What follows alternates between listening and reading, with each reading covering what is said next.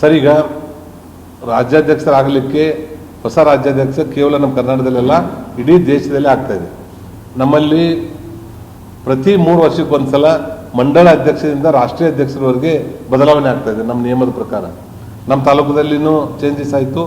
2ನೇ ಅವಧಿಗೆ ಎಲ್ಲರೂ ಒಪ್ಪಿಗೆ ಕೊಟ್ಟರೆ 2ನೇ ಅವಧಿಗೆ ಅವ್ರು ಮುಂದುವರಿಬೋದು. ಇಲ್ಲಾಂದ್ರೆ ಅವ್ರು ಇರೋದೇ 3 ವರ್ಷ. ಇಡೀ ನಮ್ಮ ರಾಜ್ಯಕ್ಕೆ ಅಷ್ಟೇ ಸೀಮಿತ ಅಲ್ಲ, ಒಂದು ಮಂಡಳದಿಂದ ರಾಷ್ಟ್ರೀಯ ಪಕ್ಷದವರೆಗೆ. ಇವತ್ತು ನಮ್ಮ ನಡ್ಡಾಜಿ ಅವರನ್ನು ಚೇಂಜ್ ಆಗ್ತಾ ಇದ್ದಾರೆ. ಆ ರೀತಿ ನಮ್ಮ ಜಿಲ್ಲೆಯಲ್ಲಿ ಜಿಲ್ಲಾಧ್ಯಕ್ಷರು ಚೇಂಜ್ ಆಗ್ತಾ ಇದ್ದಾರೆ, ನಮ್ಮ ಮಂಡಳ ಅಧ್ಯಕ್ಷರು ಚೇಂಜ್ ಆಗ್ತಾ ಇದ್ದಾರೆ. ಈ ರೀತಿ ಬದಲಾವಣೆ ಆಗುವಂಥದ್ದಿದೆ. ಅವರು 1ನೇ ಅವಧಿಗೆ ಆಗಿದ್ದಾರೆ, 2ನೇ ಅವಧಿಗೆ ಆಗಬೇಕು ಅನ್ನುವಂಥ ಒಂದು ವಿನಂತಿಯನ್ನು ಅವರು ಕೊಟ್ಟಿದ್ದಾರೆ. ಅದ್ರ ಸಲುವಾಗಿ ಅವ್ರು ಮಾಡಬಾರ್ದು ಅನ್ನುವಂಥ ಒಂದು ಓಪನ್ ಆಗಿರುವಂಥ ಒಂದು ಟೀಮನ್ನು ಸಹಿತ ಬೇರೆದವ್ರು ಮಾಡಬೇಕು ಅನ್ನೋಂಥದ್ದು ಇದೆ. ಅವ್ರು ತಾವು ಕಂಟಿನ್ಯೂ ಆಗಬೇಕು ಅನ್ನೋಂಥದ್ದು ಒಂದು ಟೀಮ್ ಇದೆ, ಅವರು ಆಗಬಾರ್ದು ಅನ್ನೋಂಥದ್ದು ಒಂದು ಟೀಮ್ ಇದೆ. 3ನೇದಾಗಿ ಒಂದು ತಟಸ್ಥ ಗ್ರೂಪ್ನು ಸಹಿತ ಅವರ ಎಲ್ಲಿಯೂ ಸಹಿತ ಅವರು ತಮ್ಮ ನಿರ್ಧಾರವನ್ನು ಇದ್ದಾರು ಮುಂದುವರಿಬೇಕು ಅಥವಾ ಬದಲಾವಣೆ ಮಾಡಬೇಕು ಅನ್ನೋಂಥದ್ದನ್ನು ಓಪನ್ ಆಗಿ ಮೀಡಿಯಾ ಮುಂದೆ ಹೇಳಿಲ್ಲ. ಅದು ನನ್ನ ವೈಯಕ್ತಿಕ ಅಭಿಪ್ರಾಯ ಅಂದರೆ, ನಮ್ಮ ರಾಷ್ಟ್ರೀಯ ನಾಯಕರು ಅಬ್ಸರ್ವ್ ಮಾಡ್ತಾ ಇದ್ದಾರೆ ಕರ್ನಾಟಕದಲ್ಲಿ ಏನು ನಡೀತಾ ಇದೆ ಮತ್ತು ಬೇರೆ ಬೇರೆ ರಾಜ್ಯದಲ್ಲಿ ಸಹಿತ ಈ ಬದಲಾವಣೆಗಳು ಏನೇನು ಆಗ್ತಾ ಇದೆ ಅನ್ನೋ ಬಗ್ಗೆ ಅಬ್ಸರ್ವ್ ಮಾಡ್ತಾ ಇದ್ದಾರೆ.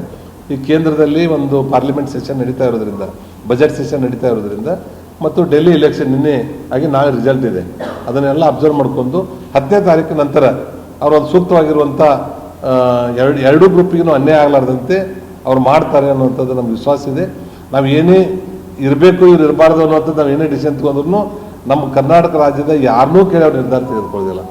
ಯಾರಾದರೂ ನಮ್ಮ ಕೇಳೋ ನಿರ್ಧಾರ ತಗೋತಾರೆ ಅನ್ನೋಂಗಿದ್ರೆ ತಪ್ಪದು.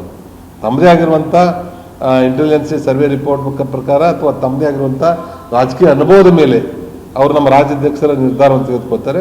ಅವ್ರು ತೆಗೆದುಕೊಂಡಂಥ ಅಧ್ಯಕ್ಷರು ಯಾರೇ ಇರಲಿ, ನಾವು ನಿಷ್ಠಾವಂತ ಪಕ್ಷದ ಕಾರ್ಯಕರ್ತರಾದಂಥವ್ರು, ಪಕ್ಷಕ್ಕೆ ನಿಷ್ಠೆ ಇದ್ದಂಥವ್ರು ಅದನ್ನು ಒಪ್ಪೋತೀವಿ. ಅವ್ರು ತೆಗೆದುಕೊಂಡ ನಿರ್ಧಾರವನ್ನು ಅವ್ರು ಸಹಕಾರ ಮಾಡಿ ಮುಂದೆ ಹೋಗ್ತೀವಿ.